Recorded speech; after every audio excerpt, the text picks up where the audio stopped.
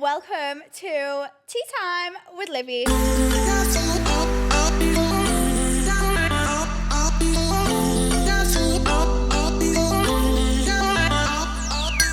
I cannot believe I've literally been sitting on this bad boy piece of information for this long. It's been the hardest secret ever kept. I can't even keep a Christmas present a surprise, never mind this.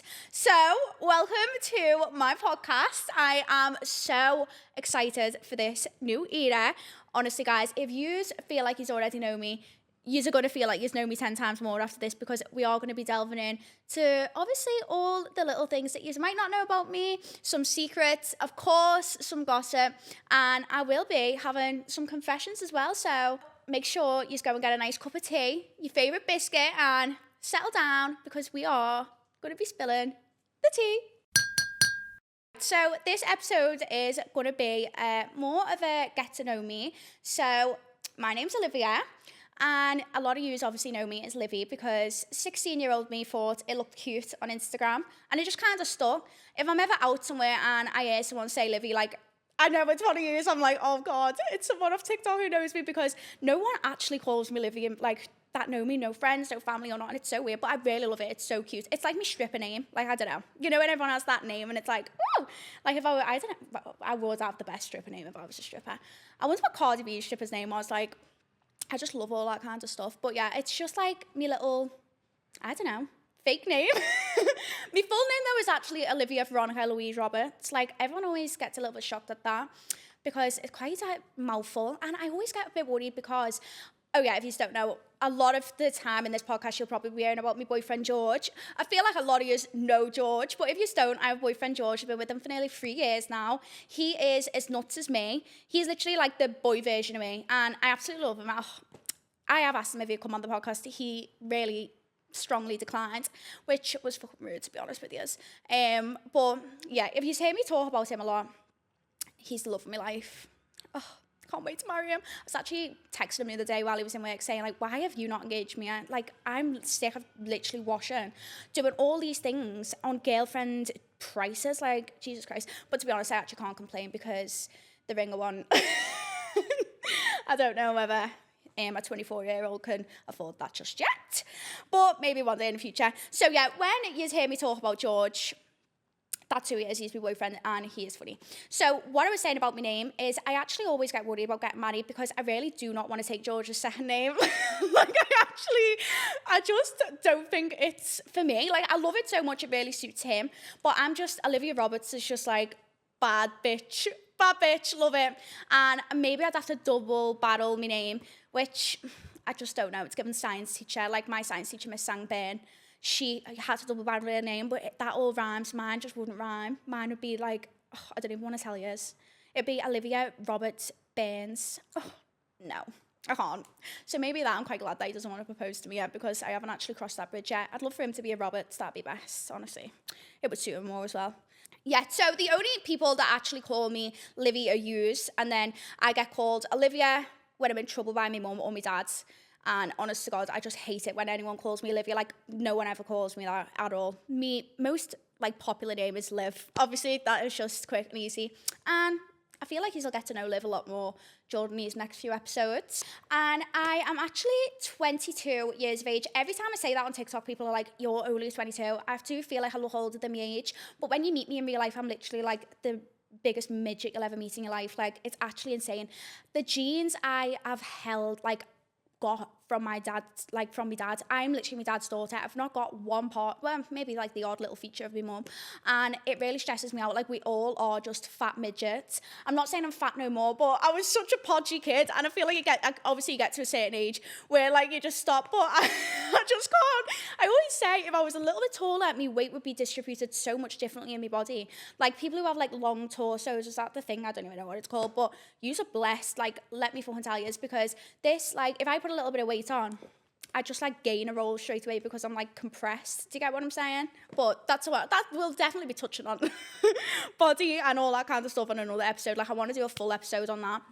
But yeah, when you actually meet me in person, I feel like you'll be like, oh my God, like people literally say she's so tiny in person, which I love that. I love that, but I really hate it at the same time because, I don't know, do you ever just see like a tall body and just think, ugh, I wish, like I literally wish. I can't even cope. I can't walk on heels either because I've got fat feet. Like, I swear to God, that's such a thing. I can't even make myself tall. And apparently if you have slim, narrow feet, that means you can walk in heels. So anyone who you know, like your mates or anything that can walk in heels, it's because they've got skinny feet. If you've got wide feet, you are fucked. You're literally fucked. And that's another thing we need to really address. Me, language. If you don't like swearing, I probably would pause and log off right now because I do have a little bit of a potty mouth, but I do just think like it's just a Scouse thing. Like I know that's not, like I honestly think like my mum and dad definitely must have let me swear when I was a kid because how is this like just like my dictionary, like this is just how I am.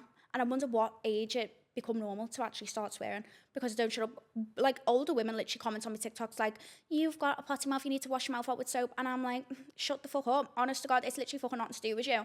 I hate them people on TikTok that just come over and really try and give you some life advice. Like I asked for it. Like I'm literally trying to make me tea in peace. I don't know. I'll be making something and it's like, you've done this wrong. I don't care. You're not eating it. Like fuck off. Anyway, yeah, let's get on to TikTok. So a lot of people will most probably know me from TikTok. I feel like that's obviously my main platform. All my videos that I make a bit of everything really. I feel like when I actually started getting recognised, it was more on the Instagram scene. And people, it was just like, because I just didn't give a fuck. And I always say to anyone watching, like whoever wants to start anything, not even just getting into social media, just anything in life, like you really have got to give no fucks. I mean, don't get me wrong, there's been times where things obviously get to you and shit like that, but I'm just at that point where I'm just so over it. Like I honestly think you could say the worst thing in the world and I just look at you and laugh at this point. It's insane, really, how much of a thick skin I've grew. But yeah, let me tell you how, or maybe like where, and the points that I just like got and fell into this path I'm on now. And it's actually weird. Like it's just, you make a video and then all of a sudden it's your job. It's insane. So yeah, a lot of you will know me off TikTok. I think I have like nearly 170,000 followers on TikTok now, which I actually cannot cope. Like, I remember hitting 10,000 followers and I was like, oh my God, like I've made it. And even now I look at my followers and it's so mad. Like the more that you grow, the more you're like, oh, I need to grow more, because 170,000 people is like a huge amount of people. And you just sometimes I'm like, right, I need to get to 200. But I feel like a lot, what I actually do need to start doing like this year, it's just like appreciating where I'm at. Like sometimes I don't give myself enough credit of like, if this were like 2 years ago, I'd literally be screaming at where I am now. And yeah, I honestly am proud of myself, but it's been a long journey. I always say my OG followers, if you've literally followed me from the get-go, oh, yous are my best mates. Like, I mean, I love all the new ones and all the new listeners and everything like that. Like, hi, welcome to the madhouse. But I don't know. I just feel like the OG's seen every era of my life. Oh, it makes me actually cringe. And you're still, yeah, like, oh, I love yous for that. So yeah, I feel like when it all started with, it started with Instagram before TikTok, because obviously when TikTok first came around, I feel like everyone was a bit like, ugh, I'm not making a Musical.ly, are you for real? Like, oh my God, no way. And it's so annoying because now I think, why did I have that mindset? Like, I wish I just made that stupid little TikTok sooner. Like, you see all these people now who were like 16 and they've got like 5 million followers, and trust me, they're absolutely raking it in. And it's, if you've not got the confidence to do it, just like try and find it, because I promise you will be so happy. Sometimes I do wish I'd done it sooner rather than later, but then the hate that like come with it all, and like the phase that I went through at the beginning, like I said about my OG followers, you'll hear me reference yous quite a lot, because I feel like you've seen that phase, and I will be doing and talking a whole episode about everything that happened with that like era of my life, because it was actually insane. And I feel like if you're not from Liverpool, like you won't know how bad it was, but I feel like the people who was in Liverpool and was watching me at that time when I first started my Instagram, and like the mad rush of like hate I got for no reason. I literally had 10,000 followers on Instagram. I was just posting like pictures. I think that's why what got people started, because I know it sounds crazy, but in Liverpool, back when I was like 16 and I was posting in a bikini, like that was insane. That was literally insane to people. Like, why is that so weird? I was just like, obviously I'm going to post in a bikini. I'm literally like fabulous. I don't know. I felt fab. So when I was posting these pictures, and obviously I absolutely loved getting my ass out. Sometimes I look at my archive pics and actually like think, Jesus Christ, like no wonder I was getting talked about. But we all start somewhere. And yeah, I do honestly feel like that is why people got talking, like, who is this girl? Why is she like, why she just gives no fucks? And I was like, hi, I'm here. And I don't know, I think that's what made people be like, oh, I don't like her, like how she is. I'm not saying everyone, but like when it started, because I really was just a little bit much. But that's how you've got to be. Fake it till you make it, I would say. That is literally what I do to this day, loves. Like, fake it till you make it. And then when TikTok become a little bit more cooler, I would say lockdown, the beginning of lockdown, that is when it kind of transitioned over from being like an Instagram baddie to a TikToker. I remember making my first TikTok and it was like, the cringe, it's still there. You just can scroll right down if you've got the time, but you should be there all day. And I'm in like this pink feather top and I'm on a night out and it's like, somebody come get her. She's dancing like a stripper. So iconic. Love that. I literally look at it and think I need to delete you, but I just can't because I feel like that was... And I got 10,000 views and I was like, oh my God, I couldn't believe it. And then another one that I've done in lockdown, another TikTok, it was like a spider in a shower. Ugh, it makes me actually cringe every single time I look at it. Like, I honestly just thought I was hysterical and I was funny at the time. And then people started liking that, which... I always knew that I had my calling was definitely something to do with what I'm doing now. Like, I've always been a drama queen. I've always, like, vlogged my life. It's actually insane. I've got video clips from when I was younger, like, just taking you to Paris with me when I was, like, a child on my little camera, on my digital camera. And it's always been there. So when TikTok did come around, like, that was really what I would say pushed me to just like get out there more because it's so easy. You can make a little TikTok and it's crazy. One TikTok goes viral or it gets a few people talking and it's like, oh my God, I like this girl, she's funny. They're sending you videos. As much as you see them shares go up and it's like your video, I remember like when I would post like a funny video and it was obviously embarrassing, but I would just be like, oh, it's like it got 100 shares. I'd be like, hee hee hee. Whereas when some people get 100 shares, they're like, delete the video, this is not okay. But I love that, like, fucking carry on talking about me. I honestly do not care. It's actually crazy how the talking now. I mean, don't get me wrong, I say I don't care, but like sometimes you'd be like, I wonder what people are saying because obviously not everyone likes you. I feel like that's just something you learn to just accept and it's fine. Like I don't like everyone either. Like I don't like people, like not every single person I've ever come across in my life that I'm keen on. So I can't expect to be everyone's cup of tea. But I don't know. It's annoying because you do try. I feel like at the beginning I definitely did try and be like just accepted by people. And when people wouldn't like something about me or like a thing about me, I would like be like, why though? Like I just don't get it because I don't watch someone on a screen and judge that person through a screen because I'm not arsed. Like it just doesn't work like that in my brain. But it's actually insane, like the people that are out there, especially in them TikTok comment sections. Like it absolutely scares me. I would say. So then I started posting after I started posting this is what you'll find as well with me. I'll start talking about one thing and then I will literally just like go completely off topic and it's insane, but you'll just like learn to understand that it all just like combines somehow. But yeah, so after probably a few months into lockdown when I was just posting the absolute cringiest things, that's when it like kind of took a bit of a darker turn, I would say. I would like, you remember when everyone was doing like lives on TikTok, lives on Instagram and like house party and all stuff like that. It was like my name was kind of out there then a little bit in the area, mainly Liverpool, like I would say. That was 99% of me following at the time.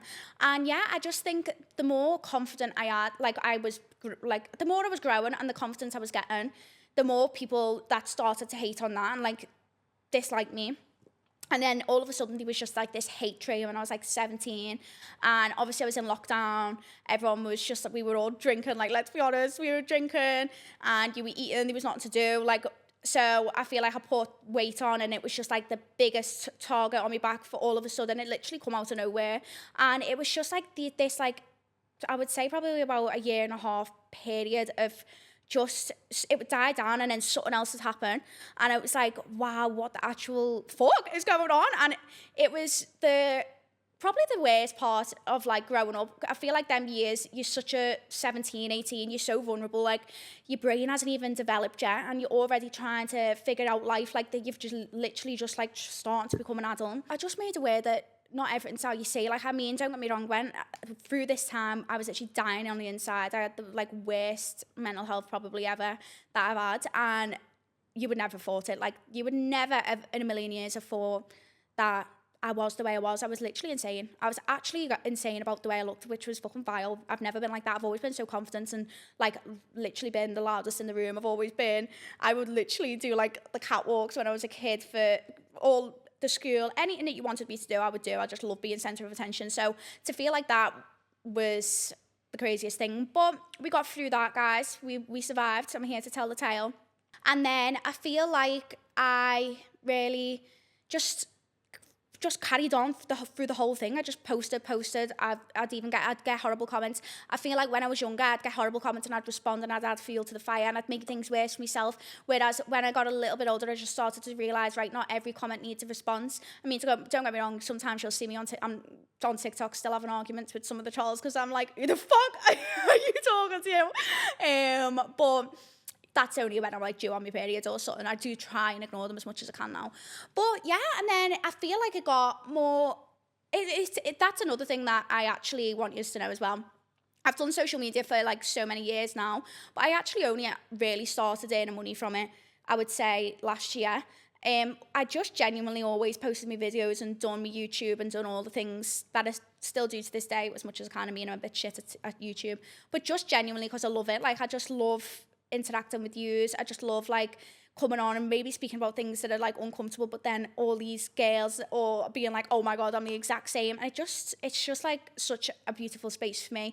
Like, even though that was just like that, I've just been told about all the badness that come with it, now it's just like I try and block that out as like 100%, because it's just such a good space for me. Like, I use it all considered as my friends. Like, I know that every person that you see online is always going to be like, I love my followers. I love my followers. And sometimes you think, oh, shut up, love. Of course you love us because you realistically use the ones that put us out there, that make us money. But like I've just said, I actually only started earning money from it last year. Before that, I really didn't. I'd earn like little bits and bobs, but I worked in a taxi office. Like, if you know, I literally worked in a taxi office, and it was just like more because I just love yous, and I honestly do have such a deep love for yous. So yeah, that's mainly me story with TikTok and how maybe I got to where I am now on the podcast doing all this stuff.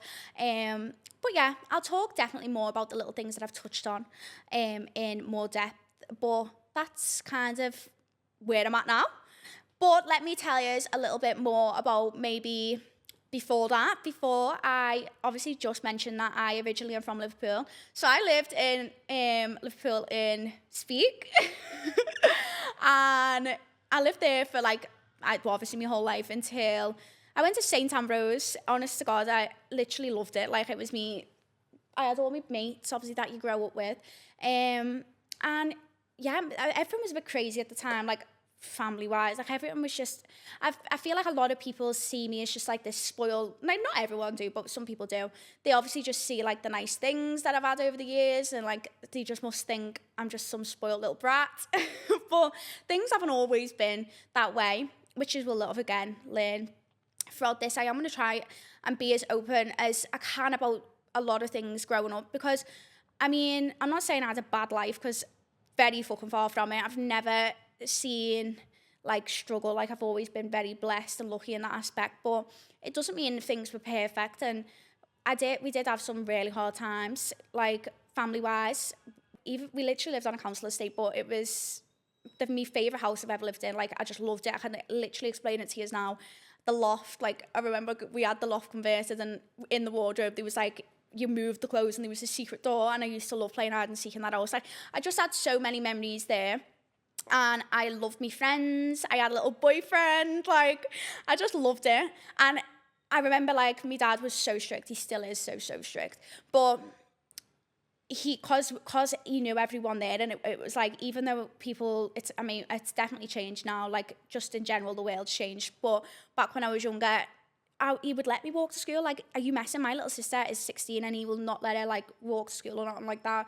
But when I was younger and I was like way younger than 16, I was like 7, he would let me walk to school because I'd be like, I'm walking to school with my mates. And it was just because everyone was just knew each other. And it was just you'd walk to, you'd be safe if you knew what I'm saying, because someone would always know where you was, kind of thing. And yeah, I definitely loved living in Liverpool. I was happy anyway. And this one day, I literally come home from school, and me mum and dad, loads have been going on between them anyway. Obviously, my mum and dad are divorced now, by the way, which I have spoken about before, but we'll definitely dive into the little things of that, because not because it affected me necessarily, because I feel like I do kind of have the outlook of life that everything happens for a reason. And even though some things are so hard to accept, you've just got to, like, later down the line, they really do make sense. And my mum and dad splitting up at the time obviously was, like, hard for me. Like, I hated that. But it definitely makes sense now. Like, everyone's so much happier with that. But, yeah, I remember I was in year 4, and I literally come home one day, and my dad's like, we're moving to Runcorn. And I was like, oh my God, are you actually fucking kidding me? I could not believe my actual ears. I swear to God, I cried and was like, no, this is not fair. Like, you cannot do this. So she was like, no, I promise you, you'll love it. Like, I was thinking, oh my God, I'm moving 4 hours away. Obviously, it's literally 15 minutes away from Speak, but it was not to be. I remember that first drive to Runcorn to where we moved to. Oh my God, I literally felt like I was in the car for like 5 hours. I was like, I cannot believe that you've moved me to Cornwall. I was not in Cornwall, I was around the corner. But yeah, then I moved there, and it was honestly hell from that point onwards. It was literally hell. Not the way that we lived, but just more, like, everything was just so weird. Friendships, growing up, I never gelled with anyone in school. I always say to my dad, as grateful as now I am that we moved at the time, obviously I hated it when growing up, but I always say to my dad, I would definitely have had a few more friends on me to count on my hand if we stayed in Liverpool. I would have had that, like, strong friendship that I'd obviously grown up with my whole life. And then you just get through into a different area with different people, and I just never gelled. I was just that Scouse girl. Like, everyone was like besotted by the way I spoke. So bear in mind, I just come from a school and Speak. The kids were fucking trying to do runners out of school, even though they were only in like year 4. There was a few little naughty kids. Like, some of the things you would see in that school, it was literally like a senior school, even though it wasn't. It was only a primary school, but the kids were still naughty there. Then I went to this posh school in Runcorn, and I remember going in, and it was just the maddest thing ever. They had chalkboards. They had literal smart boards at this point. I don't understand why they were still using chalkboards. And I was like, as if you had your outdoor shoes and your indoor shoes. So when you went out to play on the yard, you had to put your outdoor shoes on. You come back in and put your pumps on because of the carpet. I was like, oh my God, this could not get more weird. You could not write in biro pens. You were only allowed to write in fountain pens. Are you fucking messing? I'm dyslexic. You're asking me to go to W.H. Smith. My dad had to take me and buy me ink cartridges and a fountain pen. I was still writing like it was a biro, and they had to actually teach me like how to write with a fountain pen. And I was like, this is fucking weird. I used to come home with like black ink all over my hands, where obviously my hand was rubbing across the page. But the people in that school, handwriting, it needs to be studied. The kids' handwriting I seen, I swear to God, guys, like, it needs to actually be studied. It was fucking beautiful. It was literally insane. So anyway, then across the road from me, where I lived, my mum and dad found out there was actually a girl called Olivia, and she was the same age as me, and she was in my school, she was in my year. So after a few like weeks of living there, I just thought, right, I've got no mates anymore. I mean, at the beginning, my mum and dad were still taking me down to Liverpool to see like my mates that I had, but then it just kind of like fizzled out. Do you get what I'm saying? And I was just like, I'm just going to build the courage. I'm just going to go and knock and ask Olivia if she's playing out. Like, what's the worst can happen? So I knocked and was like, hi, is Olivia there at this random house? And she was like, yeah, like, I'm Olivia. And I was like, do you want to play out? She was like, yeah, we become best friends. She definitely made the move a lot better for me. And yeah, we literally become besties. So that was fun. That was like, I genuinely started to enjoy it then. I really enjoyed the primary school I was in. It was absolutely insane. And then, but then again, I did have issues with friendships and like girls and stuff in primary school, because they were just so different to the way that I've been brought up was just so different to the way that these people have been brought up. Not in a negative way, but I had a completely different bring up to this and a completely different background. And like so I was just not. I still have like a sore thumb. I literally still have like a sore thumb. Like I remember when my mum was. When we lived in Liverpool, like she was such a trendy, cool mum. Like she used to pick me up from the school with wedges and a bouncy blow. Like she would look fit. She was literally a MILF. Everyone used to obsess over her. And then we moved to Runcorn. My mum showed up with like a bouncy blow and like these big fat wedges on with the jeans and like a little top. And all the other mums were just like, who is this fucking woman? And then she was like, shit. So that's when my mum started to like tone it down a little bit. We had to act like wolves. It was so funny. And oh my God, when we get into the school episode of the shit that I actually went through in school and like the way that I just had no mate, like I would literally have no mates, but I wouldn't give a fuck. Like I would not actually care. I'd go and sit in that canteen on my own, or I'd go and sit with like Miss Sangbeno. I don't know if I mentioned it. Or I'd just go and sit like, or I'd have the front to still sit with them, even though I knew that none of them liked me, and I'd just be like, eat me butty. I really could not care less. And yeah, that's when I started to just hate it. But then I left school, and I feel like this is why I'm just so glad that I fell into social media, because I have now my online friends. Like I am, like I was just saying, I am a little bit of a loner. I don't have many friends, not because I am like anything to do with me, just because I choose it that way. Like I make sure it's kind of a smaller circle, because I've had bigger circles growing up. And it's just, I've just never moulded well with a big friendship group. Like a friend to everyone is a friend to none, is that the saying? And I just think I just don't understand how you can like that many people like at once. Oh my God, I can just about like the 3 mates I've got now. Like, I mean, don't get me wrong, I absolutely love the friends I've got around me now. But like, I don't know, I've just never got on with them. So anyway, as much as I hated the whole move at the time, and obviously going through school, and I know that you have them struggles going through school anyway, no matter if I stayed in Liverpool. Obviously there's always going to be bitchiness, there's always going to be arguments, but I just mean I would have had solid friendships, and I wouldn't have been in them situations. But anyway, as much as I hated that at the time, I'm so grateful that I moved, because I do genuinely feel like I wouldn't be doing what I'm doing now. And it just opened a lot of doors for me, because when I was saying earlier on that I really just don't give a fuck, and it was because I did not give a fuck about how many times can you say fuck in one sentence? I just didn't care what anyone in Runcorn thought of me. I could not care less. I mean, maybe at the beginning when I first moved, of course, you want to try and like have a few mates. But then I got to the point where I tried and I thought, do you know what? I've done my best. And yeah, just that's where that attitude come from. So I feel like that led me and opened a lot of doors for me, in the sense of like, it made me a bit more confident. Like that's how I got the confidence to post online. I know that people from by mine, or the girls I went to school with, were definitely some of them shares in the first few TikToks that I made, like, what is she doing? But now, haha, fuck off. Yeah. And then of course I met my boyfriend George. Now it's funny because with George, I actually when he was my mate, like he was one of my best friends. When I first moved into senior school, I didn't really gel with any of the girls, and there was a lad, let's just call him Tom, and he was the year above me, and now my dad is best mate like one of his good mates at the time, that was his son. So whenever Tom's dad was at ours, Tom was with him. And me and Tom just become friends. And my dad was like, make sure, Tom, you look after her, like, while she's in school, and that if she have any issues. And he was like, yeah. So, like, sometimes on break and that, I'd stand with him, I'd stand with Tom, because I had no friends. So, yeah, I was kind of mates with the boys at one point. But then they got weird, and I was like, fuck you. It was like, honest to God, so weird. But basically how this relates back to George is because George went to a naughty boys school. I honestly love a naughty boy. Like... I can't help it. Like, I actually can't help it. And my dad always said to me, like, don't go for the naughty boys, because obviously my dad was a naughty boy. And he was like, don't, I promise you, blah, blah, blah. But just so fun. Like, I just love them. I love George. And don't get me wrong, he was a naughty boy when he was younger. Like, obviously he was cheeky and all that kind of stuff.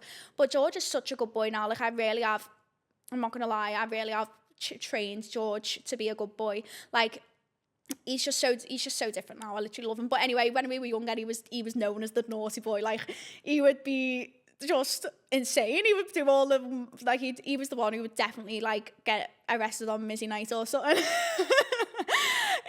So anyway, so we went to a naughty school. He wasn't even in our school, but he knew Tom. So when Tom was like coming around, we were like going out after school and that. George was there, and then that's how I was introduced to George, and then he was just around. But now, even though my dad's an absolute psychopath, he really didn't mind Tom and George being in the house, because we'd just all sit in the living room and my mum's and be watching the telly, because my dad would rather me be sat in the house with two boys, as weird as that sounds, than be walking the streets. Do you get what I'm saying? So like, they always used to come around to mine. Sometimes Liv, who I first met, Olivia, who I talked about first meeting, she would come around, and like, we were just all mates. And then we grew. Then it just got to a point where obviously I stopped being mates with Tom, didn't see George, and I swear to God, it got to, I can't even remember, 2022. But it was weird, all of a sudden, like a year before we got together, I just started seeing George again in the weirdest places. Like, I remember being in the JD in Liverpool one. George doesn't even live in Liverpool, and he didn't even drive at the time. But he used to text me on Instagram. But like, it wasn't even in a way like that. It wasn't like he was trying to come on to me. It was just more like he would laugh at my stories and send me laughing faces, and things like that. And I'd obviously just be like, haha, like, or if he texted me anything nice, I'd be like, oh, thanks, George. Just like very friend zone vibes. And then I remember we was just stood in the JD queue, and I just looked in front of me, and he was there, and he turned around, and he just went dead shy, and I was like, oh my God, has everyone ever seen him that time? And I thought, but me, George, your boy's had to glow up. He's gone from fucking Bruce Bogtrotter to like some absolute slay queen. Like, he was a little fitty. I literally thought, oh, heart eyes. But I thought, no, don't want a boyfriend, because honestly, I was just sick of boys at this point. And one time, this is another time, all in the space of a year, I've not, for like literally like basically 6 years, I've not heard this boy's name or seen this boy around. And then all of a sudden, he just started cropping up. And they always say, like, the hidden in plain sight, your soulmate, or like the invisible string fairy, and it really was that way with George. And then I remember this one time, my dad was like, you're going to have to go in and do a night shift because someone was ill. And I hated night shifts. That was 7 p.m. till 7 a.m. and you had to stay up all night answering the phones. It was nothing worse. This one night, it was like 4 a.m. and I hadn't had a phone call for ages, because obviously it goes quiet. And then I got a phone call, and it was George, and he was fucked up. He'd been out, and he was like, will you send me, get me a taxi to the shop? And I was like, where have you been, you little dirty stuff out? And he was laughing his head off. And then we were just gabbing on the phone talking. He was like, oh, right, I'll see you soon anyway. And that was that. And then and then all of a sudden, he just started like sliding in the DMs a bit more than just laughing faces. And I was just like, thanks, George, kiss. And then one time I just rang him, and I was like, we were like, because it was about something, I can't even remember what it was about, and we were just talking, and then he literally fell in love with me. I was in Portugal at the time, and I just crashed my car. Oh my God, you're going to hear about how many times I've crashed a vehicle as well. It's actually insane. It's probably damaged man and my dad's relationship. No, it hasn't really, but I swear to God, that is the only thing me and my dad argue about. Anyway, I just basically nearly wrote my car off, and I was telling him, I was like, oh, crashed. I went over to Central Reservation, and he went, oh my God, same, like literally the same week. So I was like, that's so weird. Straight away, we crashed our car in the exact same way in the exact same week. I was like, he's my soulmate. Like, if there's anything that's going to make me think that someone's my soulmate, it's definitely the fact that that's a sign. God is literally telling me, you need to marry this boy. That might sound insane to some, but some of you still get it, like 1,000,000%, because I'm literally known for crashing cars. And the fact that he done the same thing, I was like, we are meant to be. And then ever since that point, we just started talking, and George has got like, this is what made me love George. This is so cute, because he's got like proper dyslexia, and like he can't like read and like spell. Obviously, I think he left school when he was like however old, because he fucking hated it so much, and he was just a little naughty bastard. But yeah, when I remember when we first started talking, we'd go out and like we'd have some food, and then like he'd get in and he'd like send me a little paragraph, just say like how much he likes, like obviously the fact like how we're going and that. And he was like, I know that I like you because I'm sat here trying to spell. And when he said that, I was like, oh my God, like I was hooked. I swear to God. I mean, that might be easily pleased, but when he said the fact that he was sitting, and I knew he was typing for ages, because we were talking on Snapchat, and he'd be typing for ages, and I thought, fucking hell, is he going to reply? Is he blanking me? And then it was actually because he was trying to spell. Oh my God. So yeah. And then ever since at that point, me and George have been inseparable. He literally just had a sleepover with my mum's and never went home. He moved in, and yeah, we do everything together. We go away together. You'll hear some of the funniest stories ever of this. Like, me and George's first holiday was to Ayia Napa, and we'd been together. We hadn't even been. I think we'd been together like 3 weeks. Never go to Ayia Napa with someone that you've known for 3 weeks. I know I've known him for like 13 years, but I haven't, like, we just started to know each other again. Do you get what I'm saying? I genuinely was texting my mates, like, I'm never speaking to him again after this holiday. Like, we were arguing. Like, there's one thing about me and George. I mean, obviously now we've learned how we were, but anyone who known George growing up, him being absolutely pissed is exactly the nightmare I am when I'm pissed. So imagine going on holiday with someone who you're all lovey-dovey with, and then you get pissed and you realise that you're both absolute fucking nut jobs. It was the funniest thing. It was not funny at the time, but oh my God, the stories. We got jumped by like 7 Swedish people, and we met this couple, Jolene and David from Salford. They were fucking funny as fuck, Salford or whatever it's called, and they were just mad. And anyway, we ended up getting in a full fucking grapple with these like 5, 6 Swedish lads, and I just knew at that point when I woke up the next day with a black eye and no nails on my hand where I tried to defend George because one of them jumped on top of George and they were all started to boot him, and I was like, no. So I went over to this boy and grabbed him by his chain on his neck and pulled him back to get him off me, loving me life, like, get off me Prince Charming now, you little rat. And I snapped his chain. Bear in mind, it was the most plastic chain I've ever put my hands on. It wasn't even like it was a fucking gold-plated chain.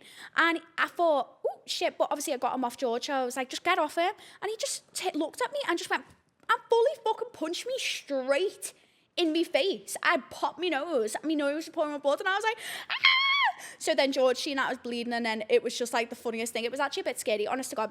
Oh, bear in mind, this whole time, you know how I told you earlier on that my dad is a little bit of a psycho and always wanted me to go for like a super perfect like boy, and obviously George is like always known as like the naughty little boy, but so yeah, I didn't want to tell my dad that I had a boyfriend and that I was going away, so I lied and I said I was going on a brand trip.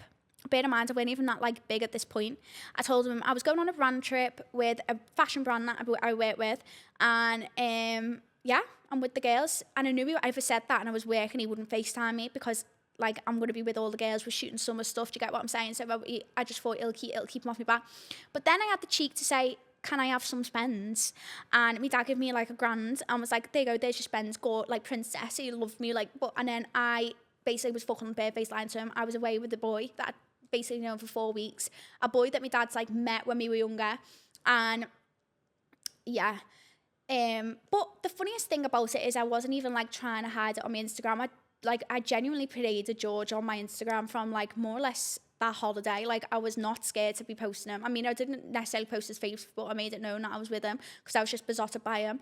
And yeah, I knew my dad was going to find out. Not because he literally wouldn't follow me on Instagram at this point because he was like, I don't even want to know what you fucking post. But obviously one of the taxi drivers told him. My mum had gone away. My mum was away without Emmy, and my dad was so Emmy and my mum were in Portugal, I think. And obviously my dad knew I had the house to myself, so he was checking up on me and making sure I was all right, even though I'm literally 20 odd at this point. And one of the taxi drivers told him the week my mum was away, so my dad knew that George was going to be at my mum's house with me, and I wasn't on my own, and I wasn't staying on my own. And it was like 8 a.m. and my dad rang me, and I was asleep, and I woke up and I was like, hello, and I hadn't long been off back from the holiday, and he was like, where are you? As soon as your dad asks you where you are, like my dad anyway, like he's coming to exactly where you are, and there's something going on. And I went, in my mum's way. He went, be there now, button me. I went, George, get up. I went, get up, get out the house. He went, what? He was obviously by said, get up and get out the house now. I was like, my dad's on his way and he knows about you. And she was like, what are you on about? I was like, I just know he knows. Like, get the fuck out the house now. So George is literally ran out the house with his boxies on, jumped in his car and drove down the street. And as George just drove down the street, my dad's car's come down like the other way. So any like seconds later, my dad would have like found George, and he come in and was like, and the there was a pillow off the couch, like, you know, the long pillows that actually come with the couch. I used to jam it in the living room door because Buddy used to get up the stairs, so we used to jam it. And he come in and kicked that pillow and was like, where is he? And I was like, where's he? He was like, you know who? Where is he? Went upstairs, was checking in kitchen cupboards and everything. And I was like, he's not here. I was like, well, who are you on about? Trying to play it cool. And he was like, you never went to fucking Cyprus with a fashion brand. You went with George Beers. I was like, exposed. I was like, yeah, I did. On what? I was like, literally on what? Because he never lets me have a boy. Like, he just if he could pick my boyfriend for me, what he would. But like I said, I knew that my dad was just judging. By the way, my dad absolutely loves George to pieces now. He just loves him so much. Like, but I think it was just because the stories that you would hear, like, he judged the book by its cover kind of thing. But that's ironic coming from my dad. Now, that's the point I made. I said, you can't sit there and go off stories that from when George was younger. I was like, fuck me, like, I've heard a few stories about you from when you were younger, and you wasn't the most pleasant yourself, do you know what I mean? I was like, listen, Dad, you just need to meet him. So my dad fell out with me for like 4 days, and then our Nevaeh came round, and me and George took Nevaeh to the arcade. Nevaeh fell in love with George more than me, which is my little sister, Nevaeh, by the way. If you don't know, I've got 2 little sisters, Nevaeh and Emmy, and I've got 2 older brothers, Sean and our Jordan. And yeah, Nevaeh fell in love with George. She's like my younger sister, but Nevaeh is like exactly like me. Imagine a young version of me. If she would come on this podcast, which she'll absolutely definitely will if I asked her, she loves things like this. But and then yeah, she went home, Nevaeh anyway, she went home and she will tell my dad straight. Obviously, she is just like me. He always says she's just going to be another you. I've got. Whereas our Emmy's proper calm, chill, doesn't like any of this. If I asked Emmy to come on a podcast, she'd probably cry her eyes out. And then, yeah, so she was like, she went home and was like, you need to meet George. He's the best, one of the nicest people I've ever met, because he took her to the arcade and was giving her all 10p's of the machine she was made up. And then he was like, fine. So he rang me and was like, right, meet me at the park. And I was like, what? And he was like, meet me at the park by where I lived. And I was like, George, you're going to have to come to the park and meet me dad. And he was like, you're fucking joking. He was already a bit scared to meet me dad. If you don't know me, what my dad looks like, if you haven't seen him before, just imagine, like, he's small, because like I was saying, I've definitely got his genes. That's where I get my height from. But he's just like huge. He's got all these tattoos. He's baldy. He's just like the typical Scouser dad you can envision. And he's nuts. Like, he's just crazy, my dad. And George was like, for fuck's sake. So Stacey, my dad and Nevaeh me and Stacey and Nevaeh was all playing on the swing, and my dad took George for a walk. And he shook his hand, and I could see the grip that my dad had on his hand, and I thought, oh my fucking God, like, I cannot deal with this. And he just took him on a walk and just gave him 3 rules. And if he sticks to the 3 rules that I give him, which was just obviously like, look after my daughter, don't do this, blah, blah, whatever he fucking said, then he'll be fine with them. And ever from that point, he's just loved like, now when we go to Portugal and we see my dad, because my dad lives like kind of in between the UK and Portugal, and George goes over and like he sees like George's personality, he laughs his head off. And my dad always says he reminds me of me when I was a kid, which is so weird. Did you know that it's like a psychological fact that you'd end up, isn't it weird as this fucking sounds, you do end up dating someone that kind of has similar tendencies to your dad. Like, I know that sounds fucking weird because you don't fancy your dad, but it just means, like, I don't know, like, I love the way my dad is, like, and the way that my dad treats, like, us and, like, his girls. Like, he's very, and the way his heart works. Like, my dad would genuinely give his last pound away, and George would as well. Like, he's got such a big heart. And there's definitely things that George does that do remind me of my dad, and I'm like, oh, but I love that because I love my dad's characteristics. He's a bit of a fucking psychopath, but George is also a bit of a psychopath. I love that. It excites me. So yeah, that's kind of everything that you need to know. I'm a loner. I've got a boyfriend, and kind of just like the basics of my family life, but and how I kind of got to this point that I'm at now. And that's just like everything that oh yeah, by the way, I'm also a Cancer. I just want to let people know that I'm 22.